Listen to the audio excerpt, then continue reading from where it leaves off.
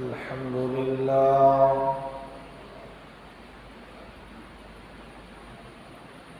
नहमदुहु व नस्तईनुहु व नस्तगफिरुहु व नु'मिनु बिही व नतवक्कलु अलैहि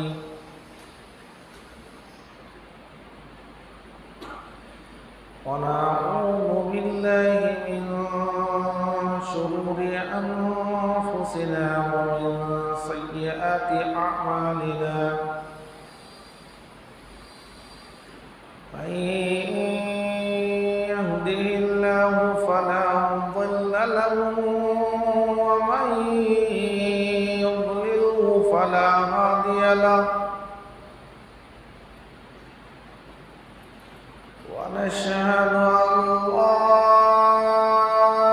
إله إلا الله وحده لا شريك له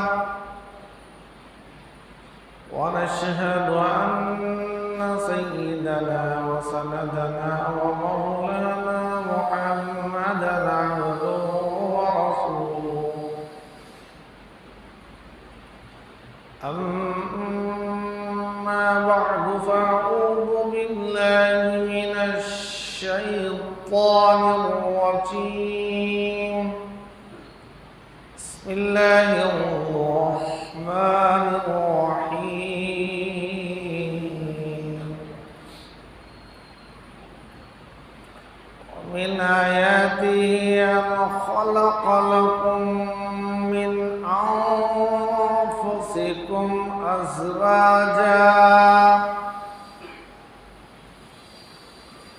وقال في مقام آخر يا أيها الذين آمنوا اتقوا الله حق تقاته ولا تموتن إلا وأنتم مسلمون وقال النبي صلى الله عليه وسلم تنكح المرأة لأربعة لمالها ولحسبها ولجمالها ولدينها فاظفر بذات الدين تربت يداك أو كما قال عليه الصلاة والسلام اللهم صل على محمد النبي الأمي وعلى آله وأصحابه وأزواجه وذرياته وأهل بيته وسلم تسليما كثيرا كثيرا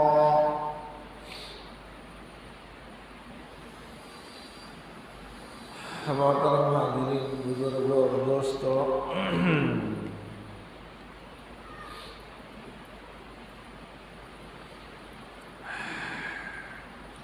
कुरान करीम की जो आयत मैंने सुनाई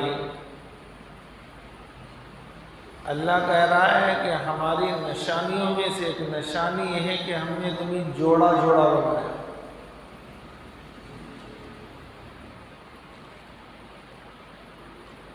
अन खलक़ लकुम मिन अनफुसिकुम अज़वाजा। अल्लाह की निशानी वो है जिसे इंसान नहीं कर सकता। जैसे आसमान है, कोई साइंटिस्ट जो बनाए आसमान,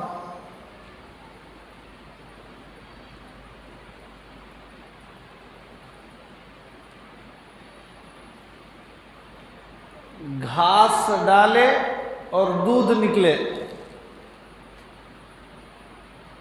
है ऐसी कोई मशीन? अल्लाह ने गाय, बकरी, भैंस, ऊंट बनाया, घास खिलाओ पाकीज़ा दूध निकलता है।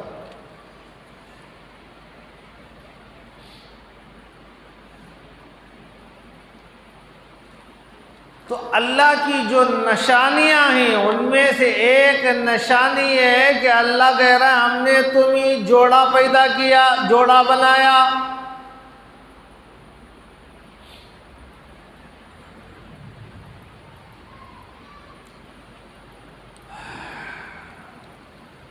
तो तो मेरे भाइयों, आज मुआशरे को हमने सत्यानाश कर दिया।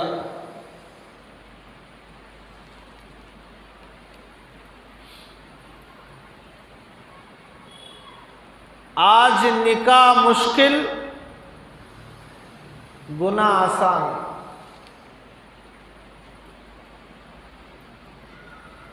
निकाह के लिए इतनी तैयारियां और इतने शराइत, और हमने मुश्किल बना दिया। हालांकि निकाह आसान है, निकाह इबादत है और नबियों की सुन्नत है। सारे नबियों ने निकाह किया सिवाय चंद के।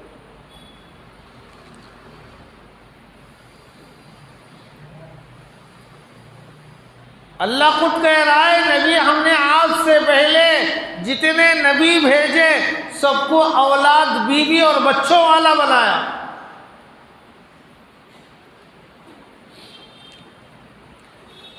और हम मुसीबत और गले का पंधा निकाह को बना लिया।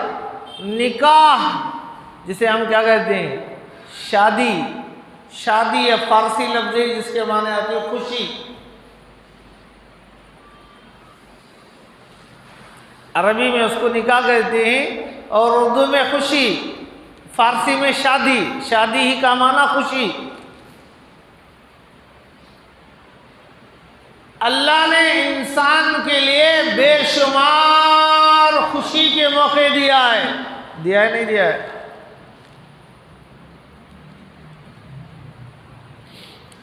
हज़रत थानवी रहमतुल्लाहि अलैह लिखते हैं, इंसान की ज़िंदगी में सबसे कामिल खुशी उसके निकाह का दिन है।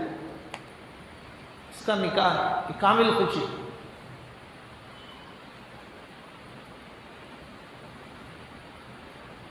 मुकम्मल खुशी। अल्लाह ने खुशी के मौके दिया है। बच्चा पैदा होता है, खुशी होती है। बच्चा खूबसूरत है, खुशी होती है। बच्चा जब बोलने लगता है, खुशी होती है। होती नहीं होती? बच्चा बोलता तो भाग जाता, भूत आ गया बोलो। नहीं बोला तो परेशान होता। 4 साल हो गए अभी बोल नहीं रहा है। कहाँ ले जाऊं, कहाँ दम कराऊं, कहाँ तावीज़ डालूं, क्या करूं, ये चक्कर चलता है। बोलता है तो माँ बाप को खुशी होती है। होती नहीं होती?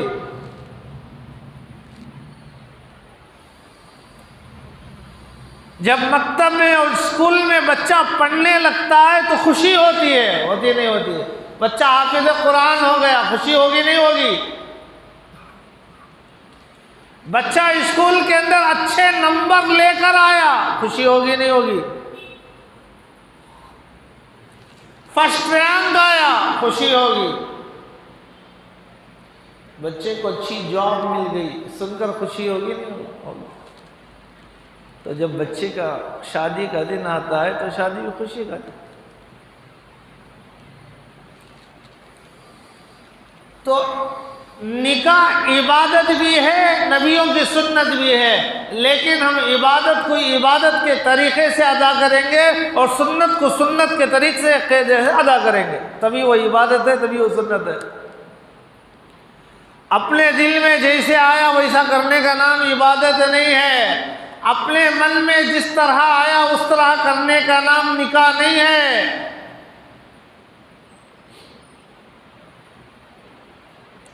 किताबों में लिखा है, पड़ोस के मुल्क का एक बहुत बड़ा रईस आदमी अपनी बेटी के निकाह के लिए 1 साल पहले से तैयारी शुरू किया। पैसे को पानी की तरह बहाते हैं। बोले तो क्या कहते हैं, हमें हमारा माल हमारी मर्जी, हमारा माल हमारी मर्जी। आंख बंद होने के बाद समझ में आएगा कि किसका माल किसकी मर्जी। कुरान तो कहता है, हमने तुम्हारे मालों को, तुम्हारे नफ्सों को, तुम्हारे जानों को हमने खरीद लिया है। अल्लाह खरीद लिया है, खरीद कर फिर हम ही को दिया है, इस्तेमाल करो।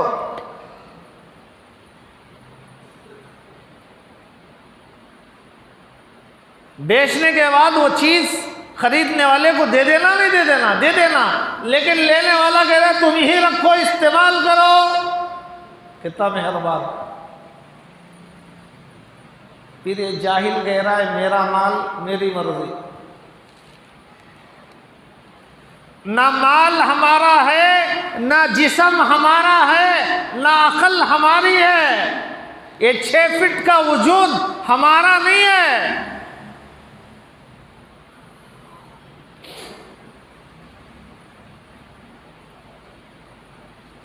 सब उसी का है। तो निकाह इबादत भी है और सुन्नत भी है। तो वो रईस आदमी 1 साल पहले से शादी का इंतज़ाम, तैयारियां शुरू किया, प्लानिंग बनाया। क्या? जिस तरह मैं अपनी बच्ची की शादी कर रहा हूं, मुल्क में कोई और ना किया हो, यादगार हो। उसने प्लान बनाया, दावत में हर आने वाले के गले में 1000 का हार डालेंगे, हर एक के गले में।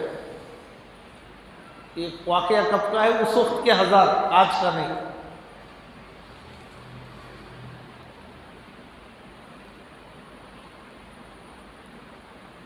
और खाने के लिए जो बर्तन होंगे वो कीमती पत्थर के तैयार किया और उस पर शादी की तारीख लिख दिया ताकि यादगार हो, और ऐलान करा दिया हर खाने वाला अपनी बर्तन अपने घर ले जा सकता है। ये यादगार है, इसे ले जाओ। तारीख है, शादी की तारीख ले जाओ, जब भी देखेंगे याद करेंगे कि फलां ने अपनी बेटी का क्या निकाह किया, भाई क्या शादी की। इतना सब इंतजाम हुआ। और दुल्हा वाले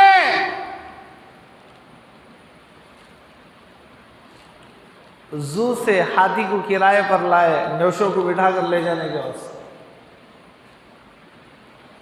हमारी शादियां देखो, कलीमा पढ़ने आता कि नहीं आता कि सेकेंडरी।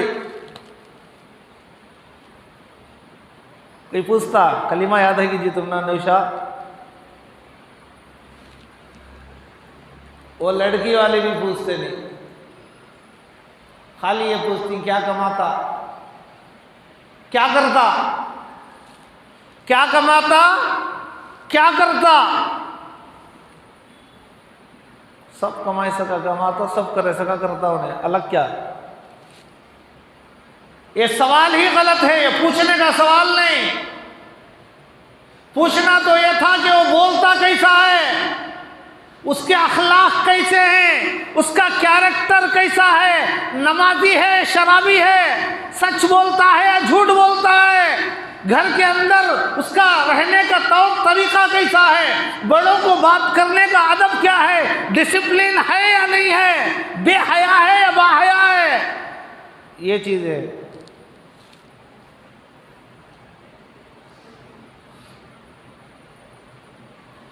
चीजें पूछने की। लेकिन हर एक पूछता क्या करता, कहते हैं क्या कमाता। अरे उन्हें क्या तो भी कमा को मरन है। उसे ये पूछो कि उसकी जिंदगी सुन्नत के मुताबिक है या नहीं। सुन्नत के मुताबिक नहीं है, चेहरे से सुन्नत खत्म है, वो क्या कमाया तो क्या करना है, उसकी जिंदगी में बरकत नहीं रहती।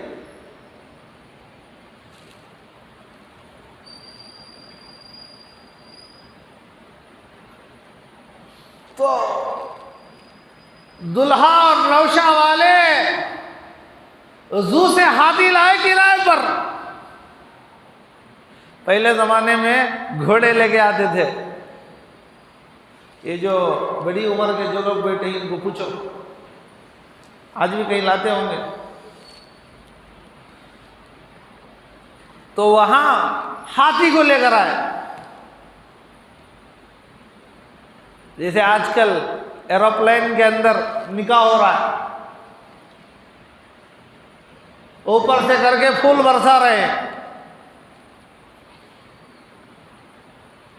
ये सब नमूद, दिखलावा, रियाकारी, ना उनके दिल में अल्लाह का डर है, ना वो निकाह को इबादत समझ रहे हैं, ना सुन्नत समझ रहे हैं।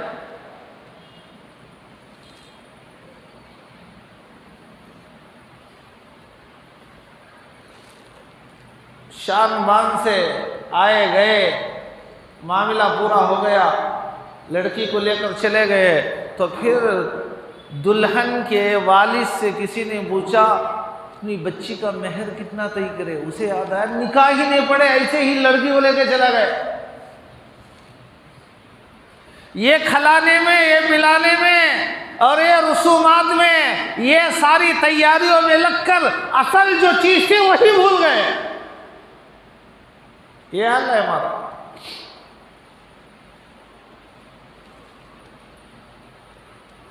इसीलिए हमारा मुआशरा तनज़्ज़ुली की तरफ जा रहा है, डाउन जा रहा है। मुसलमान को हिकारत की नज़र से क्यों देखा जा रहा है? इसलिए कि वो इस्लाम पर नहीं चल रहा है, उसे पसंद नहीं है, सिर्फ नाम का मुसलमान है, टाइटल लगा लिया है, दिल से राजी नहीं है। दिल से राजी होता तो यूं चीखा मार मार को जुमा में बोलने की जरूरत नहीं थी, खुद आते। सूद के बारे में बताने की जरूरत नहीं थी, लॉटरियों खेलने के बारे में बताने की जरूरत नहीं थी, रिश्वत लेने के बारे में बताने की जरूरत नहीं थी, चोरी करने के बारे में बताने की जरूरत नहीं थी। इसके दिल के अंदर डर आ गया तो वो सारे गुनाहों को खुद ब खुद छोड़ देगा। नमाज उसके लिए आसान, इबादत उसके लिए आसान, रमज़ान के रोज़े उसके लिए आसान, अल्लाह का हुक्म पूरा करना उसके लिए आसान, जुमा में अव्वल अज़ान पर मस्जिद आना उसके लिए आसान, हज करना उसके लिए आसान, उम्रा करना उसके लिए आसान, अच्छी से अच्छी चीज़ अल्लाह के रास्ते में देना उसके लिए आसान, मसाजिद के ऐलान पर हाथ बढ़ाकर देना उसके लिए आसान, गरीबों की मदद करना उसके लिए आसान, सारे काम उसके लिए आसान हो जाए।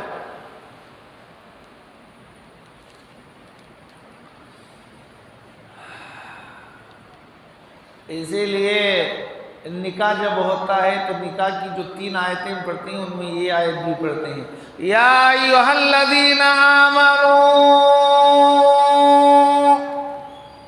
इत्तक़ुल्लाह हक़्क़ तुक़ातिह, या अय्युहल्लज़ीना आमनू इत्तक़ुल्लाह हक़्क़ तुक़ातिह वला तमूतुन्ना इल्ला व अंतुम मुस्लिमून। ऐ ईमान वालो, अल्लाह से डरो, ऐसा डरो जैसे डरने का हक है।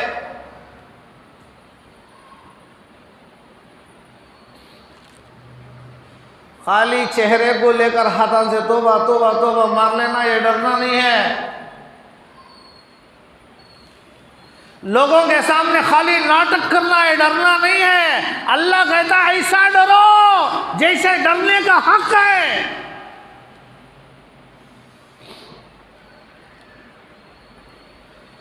भाई निकाह खुशी का मौका है, अल्लाह के रसूल मौत याद दिला रहे हैं।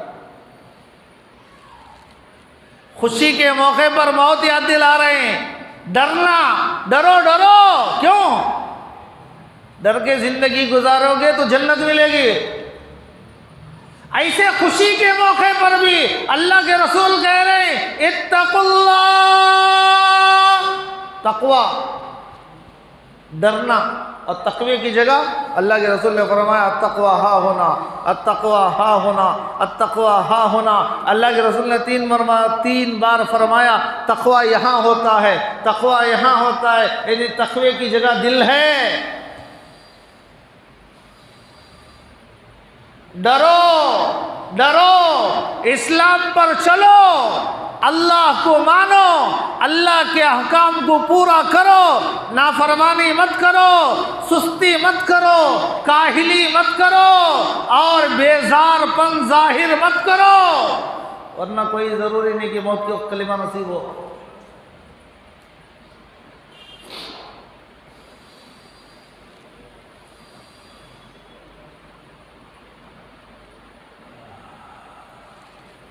तो मेरे भाइयों, इस्लाम ने हर शोबे का सिस्टम बताया है कि किस तरह करना है। तो निकाह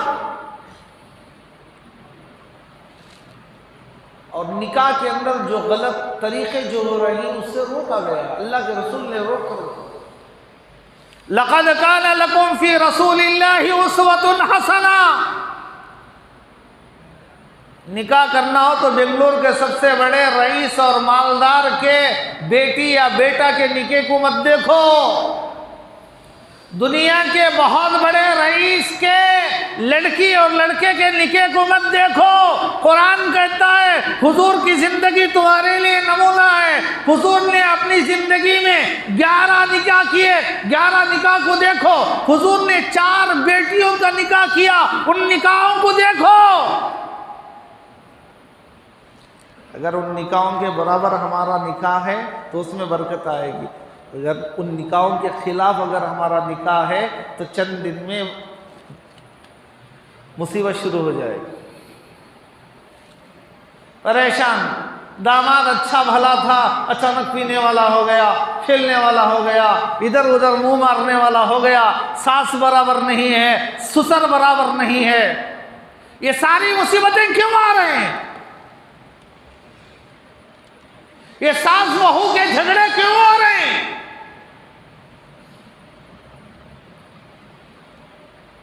हमने इस्लामी तरीका पसंद नहीं। खुशबू लगाकर, टोपी पहनकर, लिबास पहनकर, बावजू बैठकर मस्जिद में अपनी बच्ची का निकाह पढ़ाना हमारे लिए पसंद नहीं। हमें पैलेस में करेंगे, टाउन हॉल में करेंगे, विधानसभा में करेंगे, खड़ को पेशाब करने वालों की जगह में करेंगे, बरकत आएगी। शुरू ही से हमारा काम उल्टा। ये आप ही नहीं, हम सब, हमारे काम ही ऐसे उल्टे और उम्मीद अच्छाई की रख रही। कहां से होगा? ये जो बीज डालोगे वही दरख्त आएगा। काटी का बीज डालकर आम के दरख्त की उम्मीद लगा के बैठना, ये आम का दरख्त आएगा, आम लगेंगे, मैं खाऊंगा, मेरी नस्लें खाएंगी, ये दीवानापन और पागलपन है। इसलिए मेरे भाइयों जरा सोचो समझो। आजकल निकाह को बहुत मुश्किल बनाया जा रहा है। जोड़ा होना, गाड़ी होना, कार होना, जहेज होना, हमना नको तुम्हारी बच्ची दिया। हमारे बच्चे को 1 रुपया भी नको। 100 तोले सोना अपनी बहू को दे दो। वैसा बोलने वाला हलाली है या हरामी है? धोखा दे रहा है। अगर उसके अंदर अल्लाह का डर होता तो बोलता ऐसा खाओ या ऐसा खाओ, दो भी खाना है। किसे धोखा दे रहा है? हमें नहीं मांग रहे, हमारे बच्चे को नको। जरे तो ओपन बोलते हैं इतने होना, हमें इतना पढ़ें, इतने फीसा बनने, इतना करें, इतना घर को मुफ्त में तुम्हारा दामाद बना ला। अरे भाई मत बना, तेरे बेटे को तेरे घर में रख लेकर जा, रोज पूछा कर। गरीब का खून चूसने के लिए कौन कह रहा है? क्या अभी दोनों को 1000 आदमी की खाली दावत कर दो।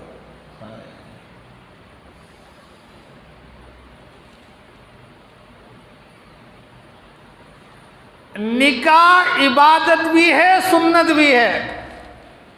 निकाह इबादत भी है।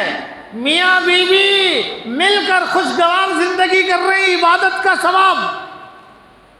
शोहर बीवी को देखकर खुश हो रहा है, बीवी शोहर को देखकर खुश हो रही है, गुनाह की तरफ ख्याल नहीं जा रहा है, इबादत का सवाब। और निकाह करना नबियों की सुन्नत है। निकाह किया तो नबियों की सुन्नत अदा किया, सुन्नत का सवाब। और निकाह में 2 ही खर्चा, निकाह में 2 ही खर्च, ये हमें बना लीजो। हो लड़की है भाई, लड़की है, अभी से जमाना शुरू करो, क्यों देना ना। इस्लाम में 2 ही खर्च ही निकाह में, एक महर, एक वलीमा। महर वाजिब है, वलीमे की दावत सुन्नत है। महर भी लड़कियां, वलीमा भी लड़का, दोनों खर्च लड़के के। लड़की वाले का क्या आदिश नहीं है, लेकिन यहाँ पूरा लड़की वाले हमारे नहीं। वो कार्डा छपाती ना, वो भी वो फकीर आकर बोलता हम ना 1000 दे लो। नौशा का बाप आकर बोलता वो कार्ड हमारे भी, हमना भी 500 1000 हमारे भी उसमें मिला लो। 1000 आदमी हमारे खाने के। वलीमे की दावत सुन्नत है, निकाह की दावत हराम है।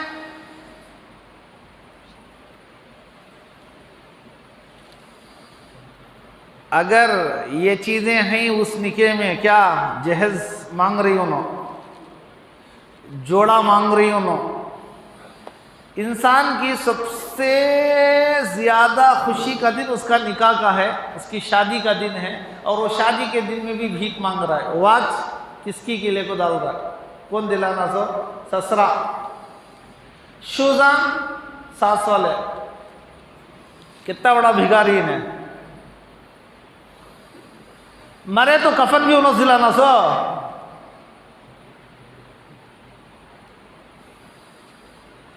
अपनी खुशी के दिन में भीख मांगकर खुशी मना रहा है। ये कैसा गैरतमंद है, ये मर्द है या नामर्द है? भाई ये सोचने की बातें हैं। मैं आप लोगों को समझा रहा हूं, हमारा माशरा गारत हो गया है भाई। मुहर्रम में एक बार हमें जुलूस निकाल कर समझ रहे हैं हम पूरे मुसलमान हैं। नहीं, हमारी हालत देखो, मैं आईना बता रहा हूं, देखो अपनी हालत देखो। सबके लिए, तुम्हारे लिए भी, मेरे भी लिए, सारे मुसलमानों के लिए है। ये खाली चंद आदमियों के लिए नहीं। इस गलतियों में सब शामिल हैं। देख लो अपने बच्चों की निकाह के अंदर।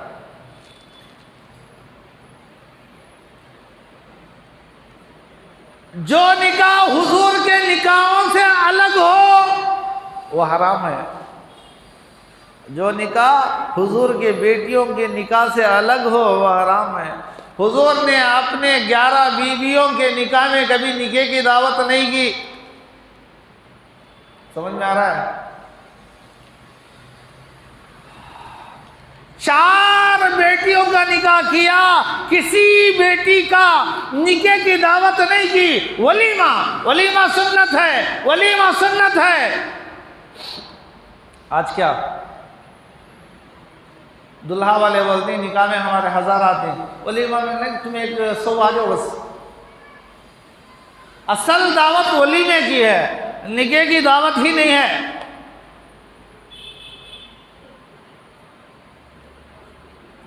तो जिस निकाह के अंदर रसूमात हो, जिस निकाह के अंदर जोड़ा, घोड़ा और रकम, दावत का मुतालबा हो, ऐसे सारे निकाहों के अंदर शिरकत करना उलमा ने हराम लिखा है।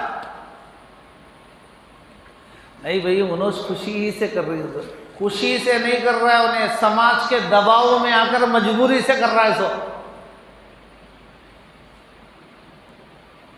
काका हाथ मार के सूद पर पैसा लेकर कर रहा है, पता नहीं इज्जत।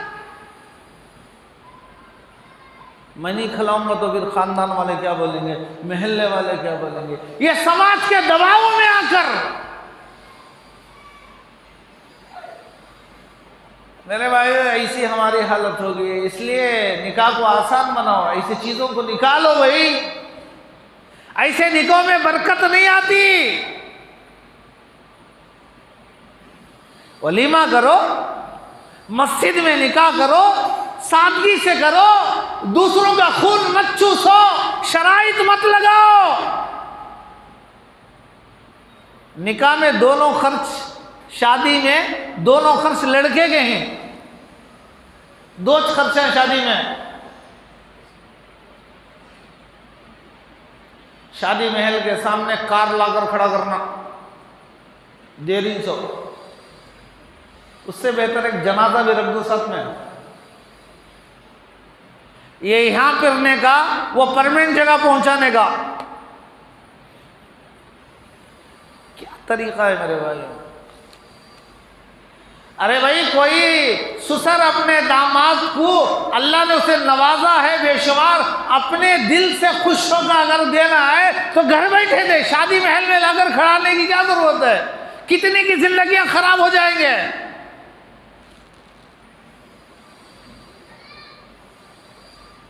कितने गरीब बच्चों को ताना सुनना पड़ेगा, देखे उनके अब्बा दिए, तुम्हारे अब्बा क्या दिए।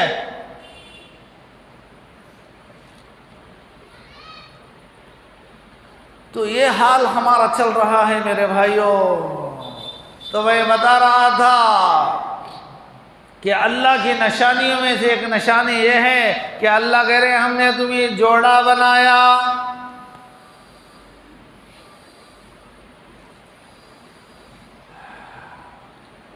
लड़का भी दीनदार हो, लड़की भी दीनदार हो, सुन्नत तरीक़े के मुताबिक निकाह हो तो उस घर में बरकतें आएंगी, उस घर में मोहब्बतें आएंगी, उस घर में प्यार आएगा। और माँ बाप पहले ज़माने में अपनी बच्ची को समझा कर भेजते थे, बेटी जिस घर से तेरी डोली जा रही है उसी घर से तेरा डोला उठेगा। लेकिन आज जरा क्या बोले तो फिर आज जवाब दे अल्लाह में है ना, वहां नहीं दबे हुआ।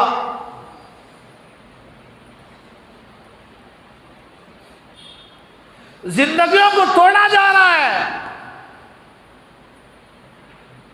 एक तो निकाज नहीं करते, हमारा बच्चा भी 30 साल का, दूध के दांता भी झड़े नहीं।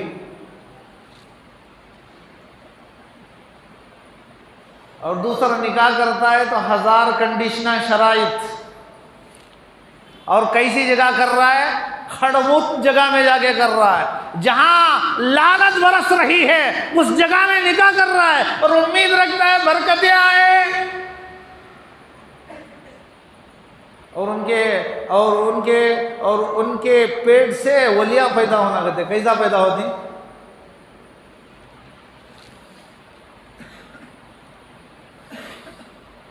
जो औरत रोजा रखे और रोजा इफ्तार कर रही सिनेमा देखते हुए तो रोजे का सवाब मिलेगा? हाँ भाई, कहां तक गिर रही है हमारी कौम। हर लाइन से नीचे बात बिल्कुल समझ में नहीं आ रही।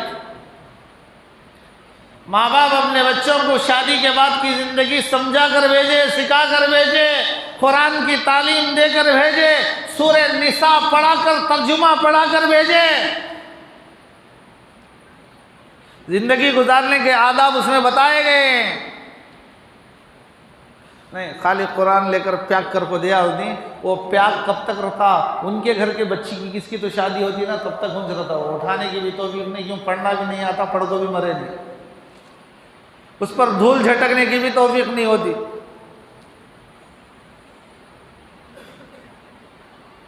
ये हमारा हाल है। किताबों में लिखा है, एक वाकया बताकर बात खत्म करूंगा। हजरत सईद इब्नुल मुसय्यिब बहुत बड़े ताबई, हजरत अबू हुरैरा रजी अल्लाह, उनके दामाद।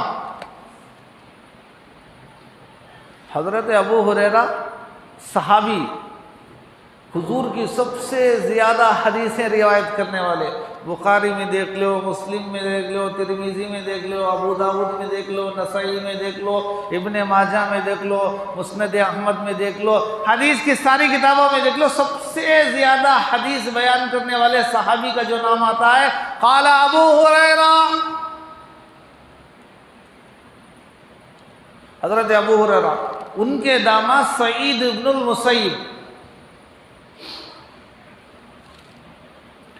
हज़रत सईद इब्नुल मुसय्यिब की बेटी का निकाह उनके ज़माने में उनके वक्त के बादशाह के बेटे का पैगाम आया कि तुम्हारी बेटी को बादशाह के बेटे की बीवी बना दो, पैगाम आया। भाई खुशी की बात नहीं। बड़े आदमी का रिश्ता आ रहा है तो आदमी क्या करता? इनकार करता नहीं करता। जब हज़रत सईद इब्नुल मुसय्यिब के पास पैगाम आया तो कहा मैं अपनी बेटी से मशवरा करके बताऊंगा। बच्चों से मशवरा भी लेना है, ऐसा लपट को भेज डालना नहीं। क्यों? ऐसी तरबियत तो नहीं हुई है कि लपट कर भेज। बेटी के पास आकर कहने लगे बेटी वक्त के बादशाह के बेटे का पैगाम आया है कि वो तुझे अपने निकाह में लेना चाहता है, लेकिन बेटी मुझे रिश्ता मंजूर नहीं है।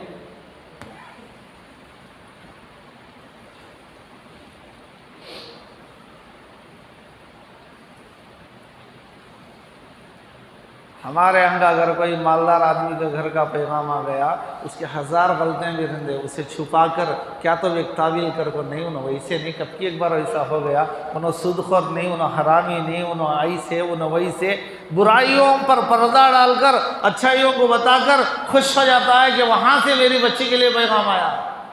यहाँ देखो ताबई इनकार कर दिया, मुझे पसंद नहीं। क्यों? जब तू उस घर जाएगी, उसके घर जाएगी, वहाँ के राहत को देखेगी, वहाँ के आराम को देखेगी तो इबादत भूल जाएगी। फजर की नमाज में पूरे घर वाले पढ़ को सो रही तो इन्हें उठेंगी, 1-2 दिन उठकर इन्हें भी ऐसा जोया। माहौल का असर होता नहीं होता? पूरे सोने वाले हैं तो उनमें से एक आदमी उठ को जाएगा, 1 दिन जाता, 2 दिन जाता, तीसरे दिन है इनो सब सोई, मैं भी सो जाता हूं। इबादत भूल जाओगे।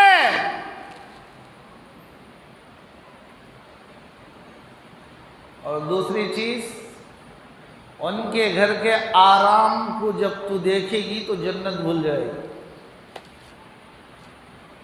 जन्नत याद रहेगी तो जन्नत में जाने के लिए नेक अमल करेंगे।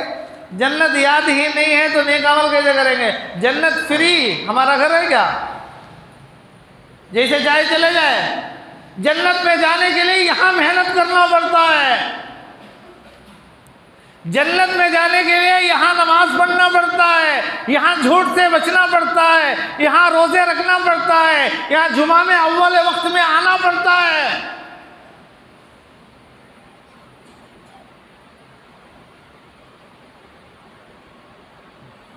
इनकार कर दिए। जब इनकार की बात बादशाह को मालूम हुई तो उन्होंने सख्त सज़ा दी। हजरत को बुलाया, गिरफ्तार करके लाया, कपड़ों को निकाल दिया। अरब की सर्द ठंडक में, ठंडक का ज़माना, अरब की गर्मी भी सख्ती, ठंड भी सख्त, धूप भी, गर्मी भी बड़ी ख़तरनाक। अब हज में गए ना, उनको पूछो आने के बाद। और सर्दी, यहाँ की सर्दी नहीं। थोड़ा मौसम ठंडा हो गया तो हमें बनियाना वाला लगा दें, गर्म बनियान, कानों को भी लपट ले को, जिस्म को भी लपट ले को, पावां को, हाथों को सब छुपा ले गया थी। क्यों भाई? खैरियत है, 40 दिन हो गए। वहां की सर्दी, उस सर्दी में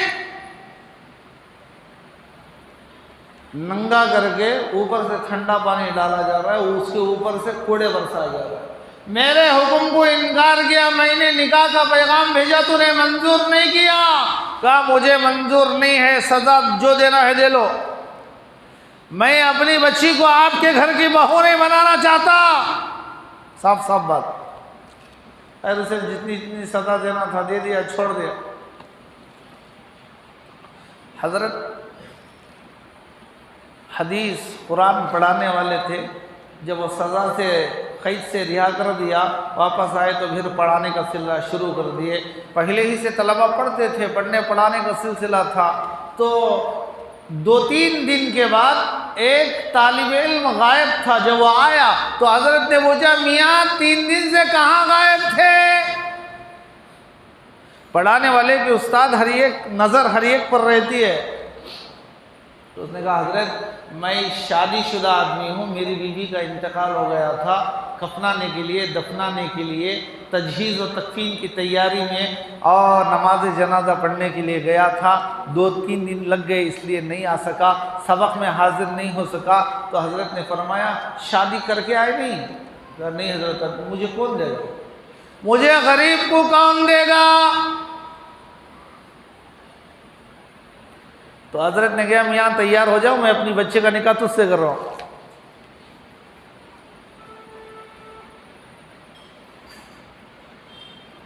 ये लो पैसे, जाओ तैयारी करो शादी की, मेहर अदा करो। इखलास वाले ये होते हैं, बोल को ऐलान कर को मस्जिद में ऐलाना करा को, इनो भेज रही सो, इनो दे रही सो, इनो मदद कर रही सो, ये मुसलमानियत नहीं है। बंद मुट्ठी जाओ।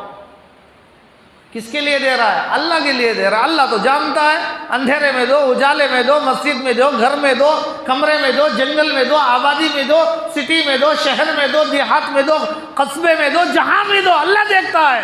अल्लाह को तो मालूम है, अल्लाह से छुपाएगा? नहीं छुपा सकता।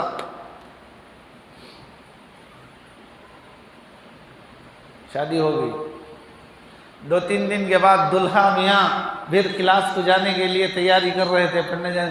बीवी ने पूछा, कहाँ जा रहे हो? आपके अब्बा के पास दीन हासिल करने जा रहा हूँ। भाई 2-3 दिन तो मैंने छुट्टी ले लिया शादी में, अब फिर पढ़ने जा रहा हूँ। उन्होंने कहा, आपको वहाँ जाने की ज़रूरत नहीं, आप तैयार होकर यहाँ बैठ जाओ। मेरे अब्बा के पास जितना इल्म है, मेरे अब्बा ने उतना इल्म मुझे सिखाया है, मैं आपको पढ़ाऊँगी। ऐसे अगर घराने हो, ऐसी अगर दुल्हने हो, ऐसा अगर मुआशरा हो, तो फिर उस खानदान के अंदर अब्दुल कादिर जिलानी क्यों पैदा नहीं होंगे? उन्होंने बादशाह के पैगाम को ठुकराया, निकाह को ठुकराया, एक दीनदार घराने को उन्होंने तरजीह दी, एक दीनदार लड़के का इंतखाब किया। लड़की का ये आलम आलिमा और परहेजगार, मुत्तकी, तकिया, नकिया, क्या तरबियत थी, क्या तालीम थी, तो फिर उस घर के अंदर बाहर नहीं आएगी तो क्या आएगी? तो इसलिए मेरे भाइयों, निकाह को आसान बनाओ, दीनी तालीम दो, अपनी बच्चों की सही तरबियत करो। दुनिया के माहौल को देखकर, दुनिया के रंग में रंग कर आखिरत को मत भूलो। हर चीज़ में नमूना इस्लाम है, नबी की ज़िंदगी है। नबी की ज़िंदगी को देखो, देखकर सुन्नत के मुताबिक अदा करने के अल्लाह ताला हम तमाम को तौफीक अता फरमाए। आखिर में एक मसला है। मसला ये है, सजदे के अंदर पैर की जो उंगलियां ही वो जमीन को लगना, पूरे, नहीं तो 3, नहीं तो 2, नहीं तो कम से कम 1 तो जमीन को लगना।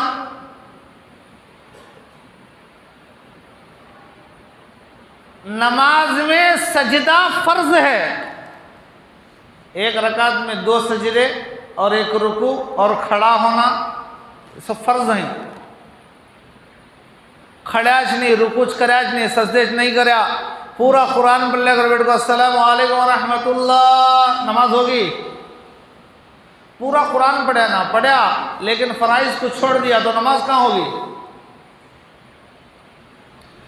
तो सजदा फर्ज है, और फर्ज सजदे के अंदर सजदा अदा कर रहा है तो पैर के उंगलियों का जमीन से लगना जरूरी है। अगर किसी ने नहीं लगाया, उठा दिया यूं पावा उठ को ही, पेशानी भी नाक लगाया है लेकिन पीछे पावा, उसे मालूम भी नहीं, उसे आदत होगी इस आदमी को।